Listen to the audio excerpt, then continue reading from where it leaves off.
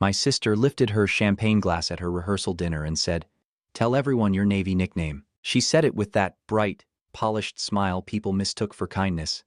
But I knew Lauren. I knew the way her eyes sharpened right before she turned somebody into entertainment. 32 people looked at me. Andrew's parents, his cousins from Chicago, 2 partners from his firm, Lauren's bridesmaids, my mother, Marlene, sitting beside me with her napkin folded perfectly in her lap like good manners could keep the room from becoming cruel. Lauren was already laughing before I answered. That was how I knew it had been planned. "Come on, Ethan," she said, louder now. "Don't be weird about it." There it was. The old family trick. Push someone into a corner, then accuse him of making walls uncomfortable. I folded my hands on the table. The room smelled like butter, wine, perfume, and expensive flowers. Behind Lauren, the string lights made her white rehearsal dress glow like she was the innocent one. I said one word, "Riptide." The laughter started fast. Lauren covered her mouth like she was trying to stop herself, but she wasn't. She wanted the sound. She wanted the room to agree with her. Then, across the table, an older man with white hair stopped mid-sip. Walter Callahan, Andrew's 74-year-old uncle, set his glass down so carefully the sound cut through every laugh in the room. He looked straight at my sister. "Apologize," he said. Lauren froze. Nobody else understood why. But Walter did. "You need to understand something about Lauren and me before the rehearsal dinner makes sense. We grew up in Muncie, Indiana, in a ranch house with thin walls, brown carpet, and a kitchen table that held more silence than meals. My father left when I was 10, Lauren was 13. He packed 2 duffel bags into the back of a gray pickup, told my mother he needed space, and never figured out how to come back. After that, my mother, Marlene, made peacekeeping her religion. Not healing, not honesty. Peacekeeping. There is a difference. Peacekeeping meant nobody raised their voice where neighbors could hear. Peacekeeping meant Lauren could say something vicious at breakfast, then cry at lunch because I had made her feel attacked by remembering it. Peacekeeping meant if I looked angry, I was the problem. If Lauren looked hurt, I was also the problem. By the time I was 16, our family had a script for me. Ethan takes things too seriously. Ethan can't take a joke. Ethan needs to be the bigger man. That last one followed me everywhere. It was how my mother asked me to swallow things she didn't want to confront. Being the bigger man in our house meant absorbing the impact quietly enough that everyone else could keep calling it peace. Lauren learned faster than I did. She figured out that if she smiled while she twisted the knife, people watched the smile and not the hand. Teachers loved her. Neighbors called her bubbly. Relatives at Christmas said she had such a light about her. Usually while I was standing 3 feet away, being quietly described as intense. I was not intense. I was tired. Tired of being told my memory was cruelty. Tired of watching Lauren turn every room into a courtroom where the jury had already been charmed. Tired of my mother pressing her fingers to her temples and saying, "Please, Ethan, not tonight," as if truth had bad timing. I enlisted in the Navy at 19. People in my family told the story like I had run away. Maybe I did, but I did not run because I was lost. I ran because I wanted to stand somewhere that required reality. A flight deck does not care if you are charming. Jet blast does not care if you cry prettily. A loose chain, a bad signal, a second of hesitation, those things do not forgive you because you smiled. I served as an aviation bosun's mate aboard the USS Harry S. Truman. The flight deck was noise made physical. Wind, heat, salt, fuel, rotors, shouted commands, bodies moving in colored jerseys like a language you either learned or got hurt by. Everything up there wanted to kill you if you got lazy. So you learned not to get lazy. You learned to read shoulders, hands, angles, weather, engines, fear. My chief was Raymond Cole. He had a jaw like poured concrete and the emotional range of a locked toolbox, but he saw everything. 4 months into my first deployment, a tow bar slipped during night operations. It was not catastrophic yet. That was the thing. Nobody else had seen the shape of it becoming catastrophic. I moved before the shout came. Cut across 2 lanes, signaled, got another sailor back, and bought everyone about 3 seconds. 3 seconds is a lot when the deck is trying to take somebody. Afterward, Chief Cole walked past me with a coffee in one hand and said, "Riptide." I thought he was talking to somebody else. He wasn't. A week later, I asked him why. He barely looked up from his powdered eggs. "Riptide doesn't announce itself," he said. "It reads the water before the swimmer knows he's in trouble." Then he took a bite and added, "That's you." The name stuck. Not because it sounded cool, not because I wanted one. It stuck because the men and women around me had watched me earn it. In the Navy, a name like that is not decoration. It is shorthand. It means somebody saw what you did when there was no time to explain yourself. Lauren heard it once. 3 Christmases ago, when my mother asked if people in the Navy really gave each other nicknames. I should have lied, I said. Some people called me Riptide. Lauren laughed so hard she spilled wine on the table runner. Riptide, she said. That sounds like a divorced superhero. Everyone laughed because Lauren was laughing. I remember my mother smiling tightly and saying, "She doesn't mean anything by it." But Lauren had looked at me then with interest, not curiosity. Inventory. She had found something, and at her rehearsal dinner, in front of Andrew's family, she decided to use it. The laughter hit the table in layers. Lauren laughed first, bright and practiced, one hand pressed against her chest like the word had physically delighted her. Then Paige laughed, because Paige always followed Lauren's lead in public. Then one of Andrew's cousins repeated it under his breath. Riptide. Another cousin grinned. Is that like a beach warning? A few people laughed harder than the joke deserved, which is usually how you know they are laughing at permission more than humor. Lauren had given the room permission to make me small, and they were taking it. She leaned into Andrew's shoulder, still glowing under the string lights. "I'm sorry," she said. "Not sorry at all. I just can't believe grown men in the Navy are walking around calling each other Riptide." Andrew gave a polite half-smile, the kind people wear when they are not sure yet whether something is mean. His mother looked down at her plate. His father took a drink and avoided my eyes. Lauren saw the hesitation and pushed harder. "What was the backup name?" she asked. "Captain Spreadsheet Sergeant Feelings." More laughter. I sat still. That was one thing the Navy had given me that my family never managed to take back: stillness. On a flight deck, panic is contagious. If your face breaks before your brain finishes working, somebody else sees it and makes a bad decision, so you learn to keep your body quiet while the world gets loud. My hands stayed folded on the white tablecloth. My shoulders stayed level. Inside, something old and familiar moved through me. Not surprise. I was not surprised by Lauren. I had been raised with Lauren. I knew the architecture of her cruelty. What surprised me was how quickly the room joined her. How easy it was for decent people to laugh at something they did not understand, just because the bride had told them it was funny. My mother's fingers touched my wrist under the table. "Ethan," she whispered. I did not look at her. "Please," she said. "Be the bigger man." There it was. Not, "I'm sorry she did that." Not, "You told her not to bring this up." Not Lauren. Stop. Be the bigger man. I turned my head slowly and looked at my mother. Her face was tight, pleading, embarrassed. Not embarrassed for me. Embarrassed that I might make the moment honest. "Why?" I said quietly. "Does that always mean I have to be smaller?" Her hand pulled back. She had no answer. She never had an answer when I put the truth into plain language. My mother loved fog. She loved phrases with soft edges. Keep the peace. Let it go. Don't ruin tonight. She did not know what to do with a sentence sharp enough to draw blood. Lauren was still performing. She turned toward Paige now. "Tell me I'm wrong. Riptide sounds like a man who owns 3 leather bracelets and writes poetry about storms." Paige laughed, then stopped halfway through when she saw my face. I was not glaring. I was not angry in the way people could use against me. I was simply looking at her, and maybe that was worse. At the far end of the table, someone said, "Okay, but that is pretty funny." Lauren snapped her fingers and pointed at him, like he had just won a prize. "Thank you." Then came a sound I still remember more clearly than the laughter. Glass touching wood. Not dropped, not slammed, placed. Soft, controlled, deliberate. The laughter thinned. Across the room, Walter Callahan had set down his water glass. Both of his hands rested flat on the table.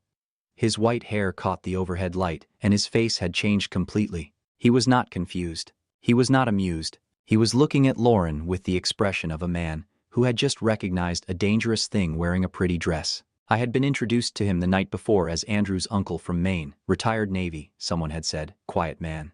Keeps to himself. Now he pushed his chair back. The scrape of the chair legs cut through the room cleanly. Every head turned. Walter stood slowly.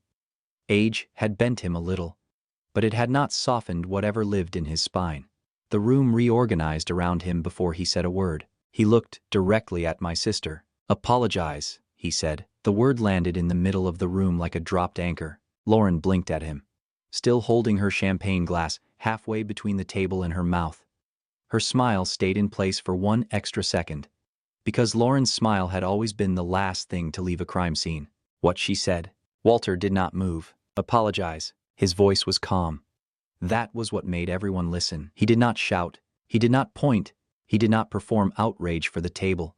He simply stood there in his dark suit, 74 years old, with both hands resting at his sides and the kind of stillness that makes noise feel childish. Lauren gave a small laugh. Uncle Walter, come on. It was just a joke. Andrew's face changed when she said that, not dramatically. Just enough that I saw the first hairline crack of doubt. Walter looked at her for a long moment. No, he said, it wasn't. Lauren glanced around the table. I knew that look. The ally scan. She had done it since we were kids. Find one person smiling. Find one person willing to laugh. Find one face that will turn cruelty back into charm. But nobody smiled this time. Not Andrew. Not his parents. Not the cousin who had made the beach warning comment. Not Paige, who suddenly looked like she wanted to disappear into the centerpiece. Lauren's voice got thinner. I didn't mean anything by it. Walter's jaw tightened. That is what people say when they want the damage without the responsibility. Silence pressed down over the table. Andrew turned slowly toward Paige. Paige, he said. She looked up like she already knew what he was going to ask. Did Lauren plan this? Lauren's head snapped toward him. Andrew. He did not look away from Paige. Did she talk about doing this before dinner? Paige's face went pale. Her eyes moved to Lauren, then to me, then back to her plate for a second. I almost felt sorry for her. Almost. She had been laughing too. Paige, Andrew said again. Quieter. Please. Lauren stared at her best friend with a warning in her eyes so familiar, I could have drawn it from memory. Don't. Don't you dare make me stand alone in something you helped me carry. Paige swallowed. She said. Paige began, then stopped. The room held its breath. She said the Navy nickname bit would kill. Nobody moved. There are moments when a room understands something all at once, not loudly, not with gasps or accusations, just a collective settling of the truth. This had not slipped out. This had not been harmless. This had been prepared. The room went cold. Not quiet, cold. Quiet is empty. Cold has weight. Cold is 32 people arriving at the same conclusion at the same time, and nobody wanting to be the first one to say it out loud. Lauren's face changed in pieces. First, the smile disappeared. Then the brightness went out of her eyes. Then her shoulders lowered. Just slightly. Like the dress, the makeup, the champagne, the whole perfect bridal version of herself had suddenly become too heavy to keep holding up. Andrew stood. He did not shove his chair back. He did not raise his voice. He just rose from the table with the controlled sadness of a man trying not to become cruel in response to cruelty. Lauren stared at him. You're leaving, she whispered. I need a minute, Andrew said. During our rehearsal dinner, he looked at her then. Not angry. Worse than angry. Clear. I don't want to say what I'm thinking in front of everyone. That sentence did more damage than shouting would have. Lauren's mouth opened, but no sound came out. Andrew turned to me. Ethan, he said, voice low. I'm sorry. I nodded once because I did not trust myself to do anything more. Walter moved toward the door first. Andrew followed him. The door closed softly behind them. And just like that, Lauren lost the room. I had seen her own rooms my entire life. Kitchens, classrooms, birthday parties, family reunions. She knew how to bend attention around herself until people laughed when she laughed, softened when she cried, and forgot what had actually happened. But this time, no one moved toward her. No one rescued the joke. No one gave her a smile to climb back onto. She stood there in her perfect white dress, still holding the champagne glass, looking for an audience that no longer existed. My mother covered her mouth with one hand. Lauren looked at me like I had done this to her. This is unbelievable, she said. I picked up my water glass, took one slow sip, and set it down. No, I said. It's just visible now. Lauren turned toward me after Andrew left. And for the first time that night, her face was just her face. No bridal glow, no practice softness, no little sister smile she used when she wanted people to think I was the difficult one. Just panic. You knew I didn't want this mentioned, I said. My voice was level. But the room changed around it. People listened differently when I stopped protecting them from the truth. Lauren's lips parted. I kept going. Last week, you asked if you could bring up the Navy stuff during the toast. I said no. I told you some of it wasn't funny to me. I told you some names carry weight. My mother whispered, "Ethan." I did not look at her. "No," I said, "not this time." The silence after that felt older than the room. I looked back at Lauren. "You did it anyway because you thought if enough people laughed, I'd have to laugh too. You thought the room would make it safe." Her eyes shone. But no tears fell yet. "You laughed at the name," I said. "I remember the people attached to it." From the doorway, Walter's voice came quietly. "What did they call you that for?" I turned. He had come back without anyone noticing. Andrew was behind him, standing just outside the room, face pale and unreadable. Walter looked at me, not with pity, but with recognition. "Flight deck operations," I said. "USS Harry S. Truman." My chief said I moved like I could see trouble before it finished happening. Walter nodded once. Then he looked at the table. "There was a corpsman on a support ship in '79, he said.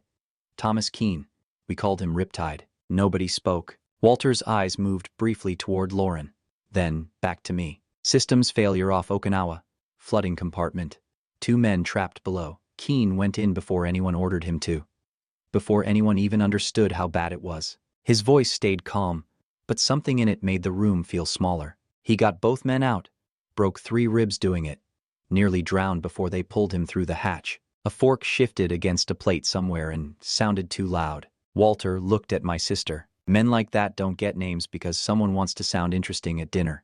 They get names because, in the worst moment of somebody else's life, they become the thing that pulls you back." Lauren stared at the table. Walter's voice hardened by half an inch. "We don't give names like that as jokes." No one laughed now. Not one person. Lauren sat down slowly, like her knees had stopped trusting her. And for the first time in my life, nobody told me to let it pass. My phone buzzed at 11:38 p.m. I was in room 309 at the Alder House Hotel, sitting on the edge of the bed in my dress shirt with the sleeves rolled to my elbows. The room had yellow lamps, heavy curtains, and a framed watercolor of a lighthouse that looked like it had been chosen by a committee. Dinner had ended 2 hours early. I had not finished my steak, so I was eating peanut butter crackers from the vending machine and listening to the ice maker grind in the hallway. The message was from Lauren. "You embarrassed me in front of Andrew's family." I read it once, then again. A second message came through. "I hope you're happy." I set the phone face down on the nightstand. For a long time, I just sat there and looked at my hands. They were steady. That surprised me a little. Part of me had expected shaking, anger, something dramatic enough to match what had happened. But what I felt was quieter than that. I thought about Thomas Keene, a man I had never met, going into a flooding compartment off Okinawa before anyone had time to make it official. I thought about Walter saying his name like it still mattered because it did. I thought about Chief Raymond Cole on the Truman, chewing powdered eggs and telling me a riptide reads the water before the swimmer knows he is in trouble. And I thought about all the times I had let things pass, all the family dinners, all the jokes, all the little cuts I had been expected to absorb because I was a man, because I was calm, because Lauren cried prettier than I bled. My phone buzzed again. I did not turn it over. For once, I let silence answer for me. The knock came at 6:57 a.m. I know the exact time because I had been awake since 5, staring at the ceiling and doing the kind of math men do when they are finally done pretending they do not have limits. What I could accept, what I could not, where the line was. The second knock was softer. I opened the door. Lauren stood in the hallway wearing an ivory bridal robe with her initials stitched over the chest. Her hair was clipped up on one side, foundation stopped at her jaw, mascara darkened only one eye, like she had started building the bride version of herself and then realized the real one had a fire to put out first. "I'm sorry if you felt mocked," she said. I looked at her for a long moment. "That's not an apology," I said. "That's damage control." Her jaw tightened. "I'm trying." "No," I said. "You're trying to get me back into position before the photographer arrives." That landed. I saw it. She crossed her arms over the robe. "It was one joke. You told Paige it would kill." Her mouth shut. "You workshopped it," I said. "You asked me last week." I said no. "Then you waited until I was trapped at a table with 32 people and did it anyway." Lauren looked away toward the hall carpet. "It's my wedding day." "I know." My voice stayed quiet. That seemed to bother her more than anger would have. "And I want to stand there honestly," I said. "But if you want me beside you today, you're going to apologize in front of Andrew, Walter, and Mom for what you actually did." Her eyes snapped back to mine. "Absolutely not." "Then I won't be in the wedding party." The silence between us stretched thin. "You'd do that to me," she whispered. "No," I said. "You did this. I'm just not carrying it for you." For a second, I saw every version of my sister at once. The charming girl at Christmas. The teenager crying because I had repeated her own words back to her. The bride holding champagne while a room laughed because she told it to. Then her phone buzzed. She looked down. I watched the color leave her face. "It's Andrew," she said. "What does he want?" She read the message twice. "He wants to meet before the ceremony. Just you." She shook her head. "Walter too." I stepped back from the doorway. "Then maybe you should go hear what no sounds like from someone else." I did not go to that meeting. I learned what happened in it later from 3 people: Andrew, Walter, and eventually, Lauren.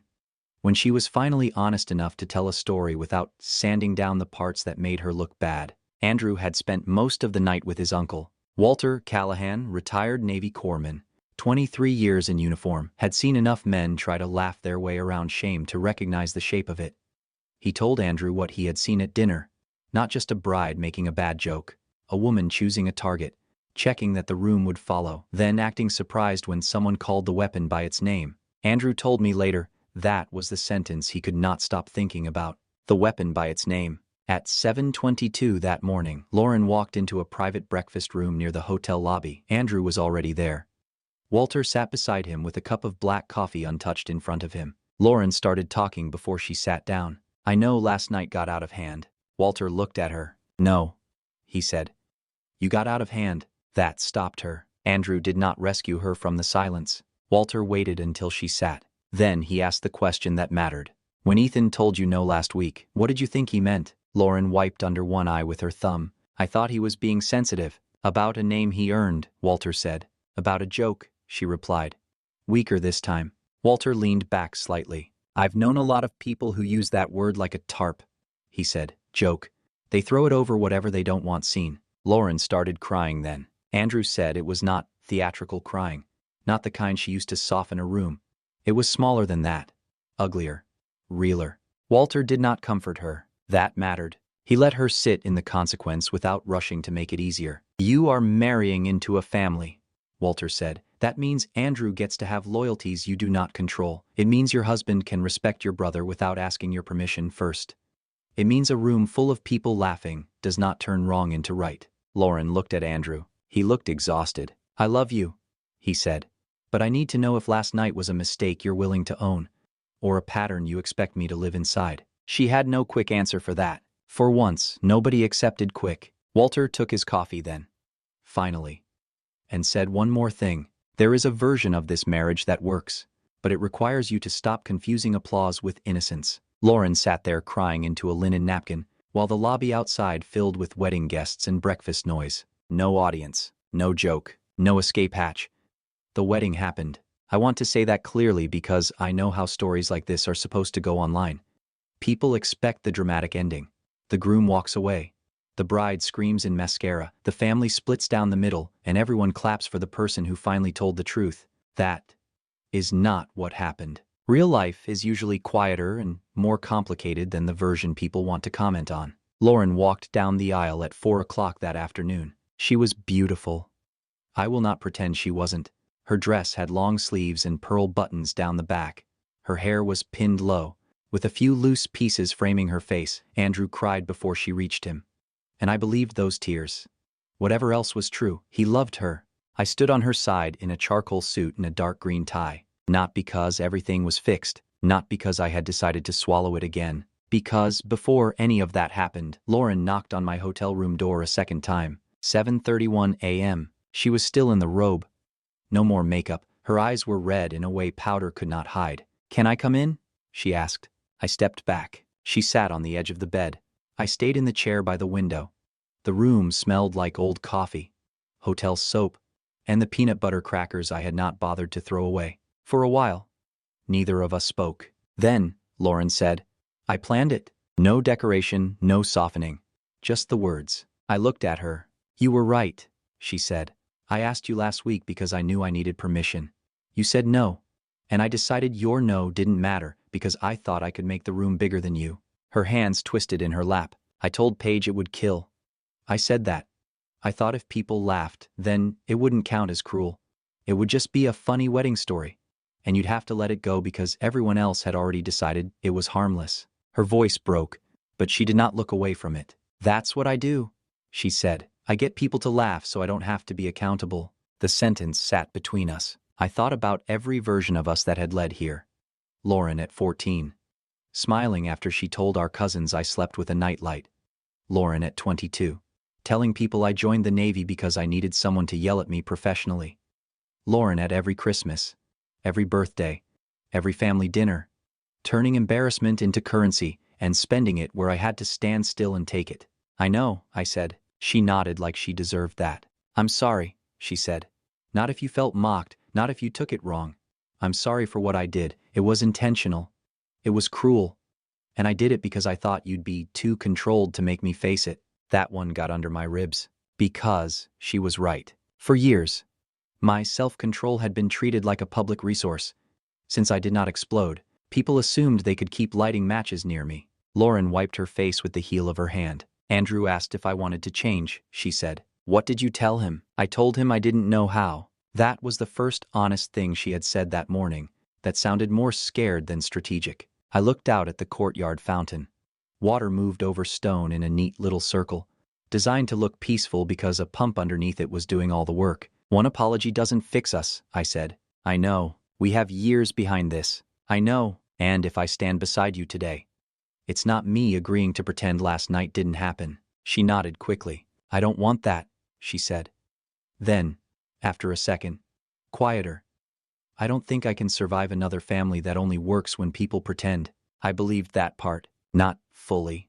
Not enough to call it healing, but enough to call it a beginning. So, I stood beside her. The ceremony went on. Guests smiled, music played.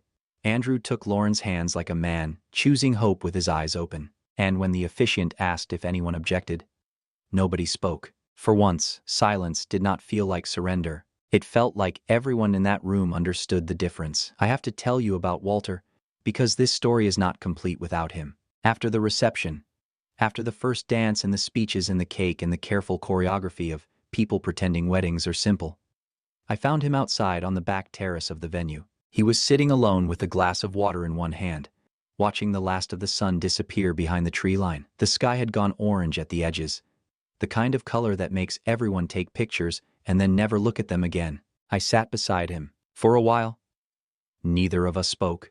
It was not awkward. Some silence asked to be filled. This one did not. Thank you, I said eventually. Walter waved one hand, small and dismissive. Don't make a ceremony out of it. I almost smiled. What happened to Thomas Keene? I asked. Walter looked out at the lawn. Retired in '91. Lives outside Pensacola now. Bad knees, 3 daughters, too many grandkids to count, still sends the ugliest Christmas cards in America. He paused, and the corner of his mouth moved. He turned out fine. I sat with that.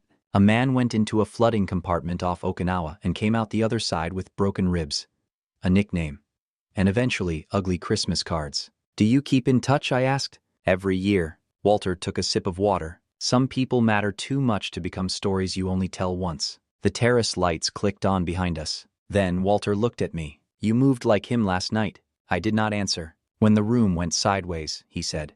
You held still, not because you were weak, because you were reading it. Something in my chest loosened. For years, people had called my restraint coldness, distance, stubbornness, a flaw. Walter made it sound like training, like survival, like proof. That's not nothing, he said. I looked at the darkening lawn. No, I said. It isn't. 6 weeks after the wedding, Lauren called me on a Tuesday evening. Not texted, called. In our family, phone calls meant somebody had died, somebody needed money, or somebody wanted to force you into a conversation before you had time to choose your answer. I almost let it ring out. Then I answered. For a few seconds, all I heard was her breathing. I started therapy, she said. I sat down at my kitchen table. Okay, her name is Dr. Helen Maris, Lauren said. Like naming her out loud made it harder to quit. I've gone 3 times. That's good. She asked me when I learned to make people laugh instead of telling the truth. I did not say anything. Lauren gave a small, humorless breath. I told her I didn't know. Then, I spent 20 minutes talking about Dad leaving and Mom acting like quiet was the same thing as okay. Outside my apartment window, Traffic moved through the dark in long strips of light. She said humor can be a coping mechanism, Lauren continued, but mine calcified into a weapon. That sounded like therapist language, but it also sounded true. She asked when you stopped trusting me, Lauren said. What did you tell her? A pause. I told her I'm not sure you ever started. I looked at the table. It should have felt satisfying to hear that. It did not. It just felt accurate. I don't know how to do this, she said. The version where I say what I actually mean before I turn it into a joke. Me neither, I said. That surprised her. I could hear it in the silence. We were not exactly raised by experts. Lauren almost laughed, then stopped herself. No, she said. We weren't. Another silence came. But this one did not feel like a trap. Will you teach me? She asked. To do what? To hold still, she said. The way you did that night. To not reach for the laugh just because I'm scared. I thought about Chief Raymond Cole. I thought about the deck of the Truman. Wind tearing at my ears, men and women moving through danger with practiced calm. I thought about Thomas Keane, pulled from a flooding compartment with broken ribs and a name that outlived the water. Yeah, I said, I can try. Lauren did not become a different person in 6 weeks. I did not become a forgiving brother just because she finally found the right words. But we started telling the truth in smaller doses. That December, Walter sent me a Christmas card. Inside, he had written one line. Some currents don't destroy the shore. They prove what was strong enough to remain. I put it on my refrigerator. It is still there. If this story stayed with you. Subscribe for more family stories where the quietest person in the room finally tells the truth. This content was created by the Fish Tells Stories team for entertainment purposes only. Do not imitate or follow it in any form.